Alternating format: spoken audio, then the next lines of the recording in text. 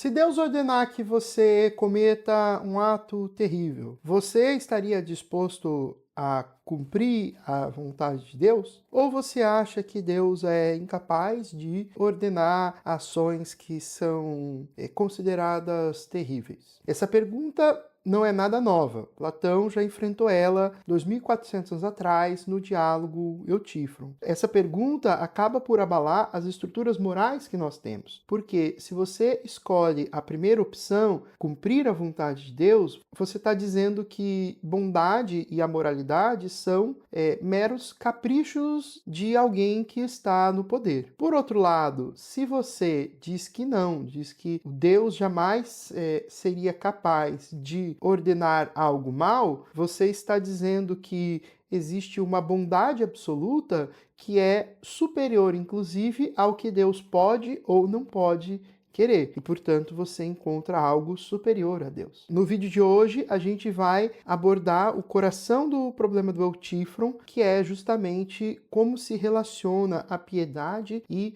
a moralidade e que alternativas a gente tem para pensar justamente esse problema. Vamos lá?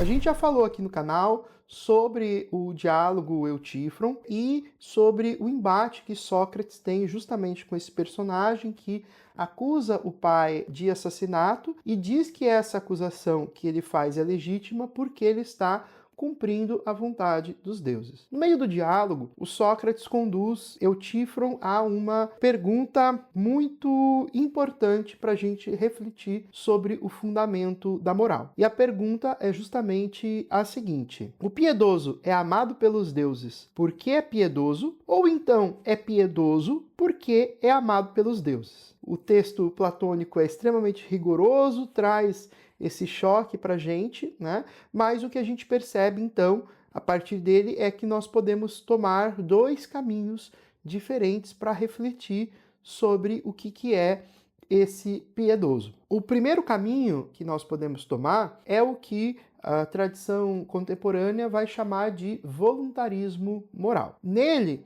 o que a gente assume é a primeira ideia.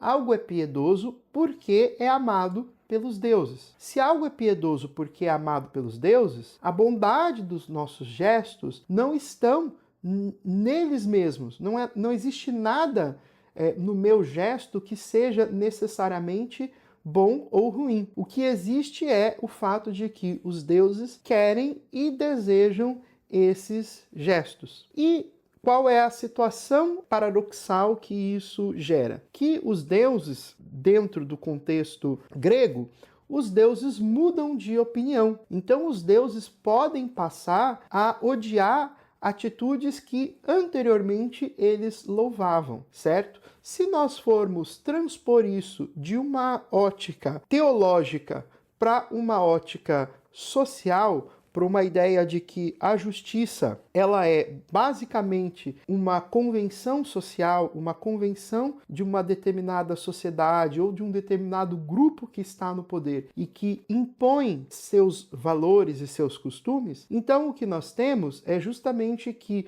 à medida em que você troca essa sociedade, à medida em que essa sociedade muda o seu próprio pensamento, à medida em que esses grupos se alternam, então aqueles parâmetros que nós consideramos como certo e errado acabam necessariamente por mudar. E dessa forma, o que a gente tem é que justiça é meramente obediência a quem está no poder. Por outro lado, nós temos uma proposta de intelectualismo moral. O que quer dizer essa proposta? Que as ações boas, os gestos bons e as decisões boas, elas são boas em si mesmas. Existe um bem intrínseco a essas coisas e elas não podem nunca deixar de serem boas. A consequência disso é que a vontade dos deuses, seja lá qual ela for, ela não é mais uma vontade absoluta. Ela precisa necessariamente obedecer àquele bem, porque aquele bem é um bem supremo. Aquele bem é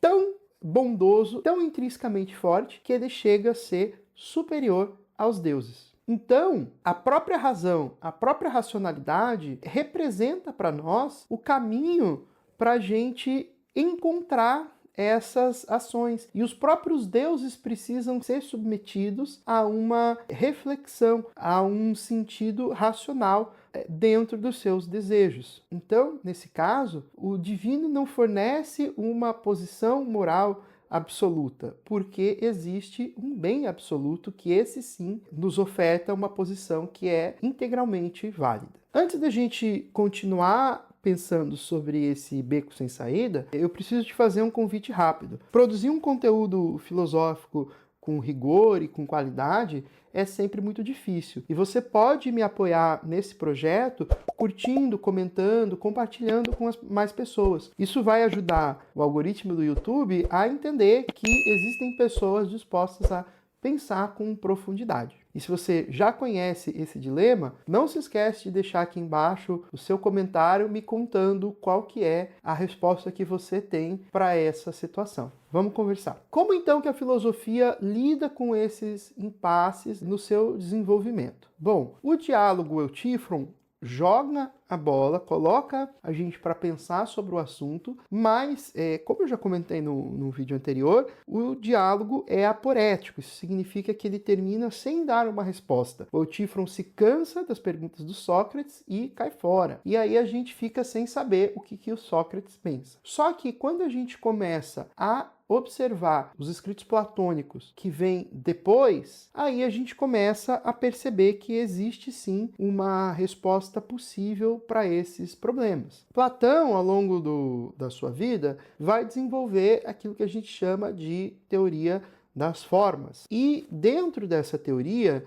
a ideia de um bem absoluto ganha cada vez mais força. Dentro do universo platônico, né, a capacidade de eu entender o mundo depende justamente de uma forma perfeita. E essa forma perfeita é precisamente o bem. Então, os deuses gregos só podiam ser considerados como bons se eles correspondessem de alguma maneira a essa ideia de um bem supremo. Então, para o Platão, o que existe em absoluto é essa ideia de bem. E a razão humana, por meio da filosofia, que vai buscar esse alinhamento. Existe, portanto, uma ordem racional do universo, uma bondade suprema no universo, e tudo que existe precisa obedecer a esta ordem universal. E aí, que a gente pode dar um salto e pensar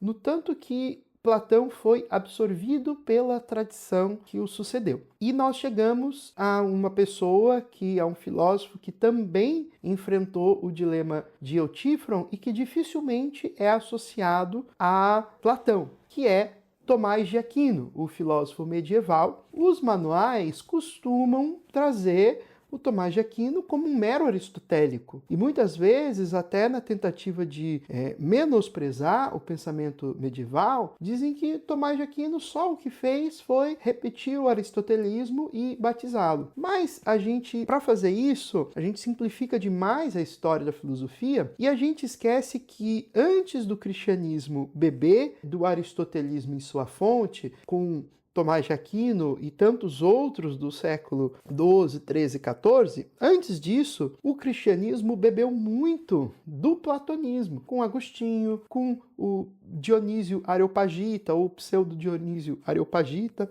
e esses intelectuais do cristianismo que vieram antes do Tomás assimilaram certas ideias e, inclusive, associaram, de alguma forma, a ideia de um bem supremo justamente à ideia de Deus. Então, quando Tomás de Aquino vai responder ao dilema do Eutífron, o Tomás parte de um pressuposto que não existe uma diferença entre bondade e divindade. Lá, quando Platão está escrevendo, ele pensa nos deuses gregos e ele coloca uma diferença. Então, os deuses gregos precisam estar submetidos a essa forma geral do bem, a essa ideia suprema de bem. Mas o Tomás fala: não, essa ideia suprema de bem é o próprio Deus. E então o Tomás tenta conciliar as duas partes do problema, dizendo que a moral sim é uma obediência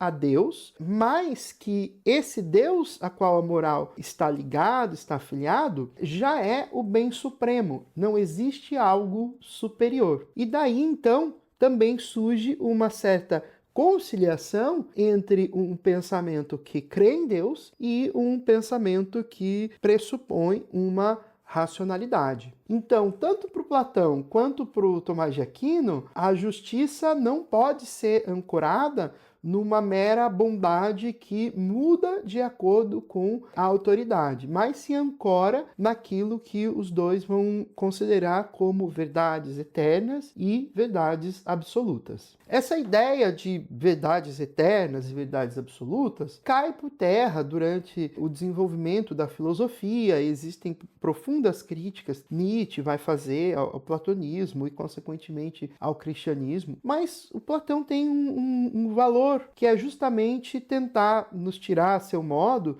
de uma minoridade intelectual. Será que nós precisamos obedecer a uma vontade externa para conduzir as nossas ações? Ou será que a nossa própria racionalidade precisa estar em busca do fundamento mais próprio das nossas ações, né? Quem deve nos guiar? Porque quando o Platão traz a ideia de um bem supremo, de um bem racional unido ao logos, o que o Platão está fazendo é justamente falar, olha, então é você como um filósofo que precisa contemplar essa ideia de bem, né? E você precisa acessar esse bem e não depender de intermediários que vão guiar a partir de argumentos de autoridade o seu acesso ao bem. Então a filosofia ela vai surgir quando a gente presta contas a esse tribunal da razão, vamos dizer assim. Então agora o desafio que você pode fazer com você mesmo é pensar como que você resolve esse problema, como que você encara esse problema para que você encontre os seus próprios fundamentos e os seus próprios caminhos filosóficos. Muito obrigado por me assistir até aqui e até uma próxima.